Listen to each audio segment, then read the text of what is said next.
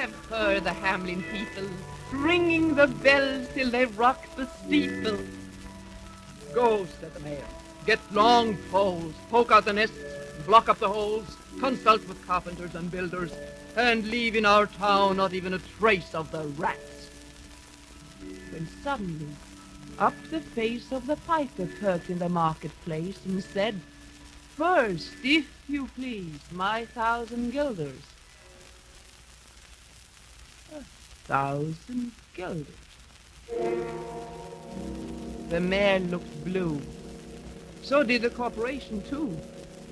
To pay this sum to a wandering fellow with a gypsy coat of red and yellow? Then up spoke the mayor with a knowing wink. Our business was done at the river's brink. We saw with our eyes the vermin stink. And what's dead can't come to life, I think. 'Tis a friend. We're not the folks to shrink from the duty of giving you something to drink, but 1,000 guilders. Come, take 50, said the piper. No trifling. I can't wait. Besides, folks who put me in a passion may find me pipe after another fashion. You threaten us, fellow. Do your worst. Blow your pipe until you burst. Once more he stepped into the street, and to his lips again laid his long pipe of smooth, straight cane, and he blew 3 notes. There was a rustling that seemed like a bustling of merry crowds jostling and pitching and hustling. Small feet were pattering and wooden shoes clattering, little hands clapping, little tongues chattering. And like fowls in a farmyard when barley's scattering, out came the children running, all the little boys and girls with rosy cheeks and flaxen curls, tripping and skipping, ran merrily after the wonderful music with shouting and laughter. The mayor was dumb. The council stood as if they were changed into blocks of wood, as the piper turned for the high street to where the Weser rolled its waters, right in the way of their sons and daughters. However he turned from south to west, and to Koppelberg Hill his step addressed. Oh, great was the joy in every breast. He never can cross that mighty top. He's forced to let the piping drop, and we shall see our children stop. When lo, as the children reached the mountainside, the wondrous portal opened wide,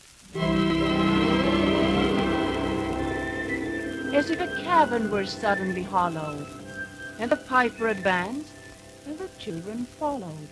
And when all were in to the very last, the door in the mountainside shut fast. Did I say all? No. One was lame and could not dance the whole of the way, and in after years he was used to say, I can't forget that I'm bereft of the sights the piper promised me. For he led us, he said, to a joyous land where everything was strange and new, and just as I became assured my lame foot would be speedily cured, the music stopped, and I stood still, and found myself outside the hill. To go now limping as before, never hear of that country more. Alas, alas for Hamelin. The mayor sent east, west, north, and south to offer the piper by word of mouth silver and gold to his heart's content, if he'd only return the way he went and bring the children behind him. But when they saw 'twas a lost endeavor, and piper and dancers were gone forever, they wrote the story on a column, and on the great church window painted the same, to make the world acquainted how their children were stolen away. And there it stands to this very day. But I must not omit to say that in Transylvania there's a tribe of alien people who ascribe the outlandish ways and dress on which their neighbors lay such stress to their fathers and mothers, having risen out of the subterraneous prison into which they were trepanned long time ago in a mighty band out of Hamelin town in Brunswick land. But how or why, they don't understand. So, all who listen to this ditty, let me and you be wipers out of scores with all men, especially pipers. And whether they pipe us free from rats or from mice, if we promise them all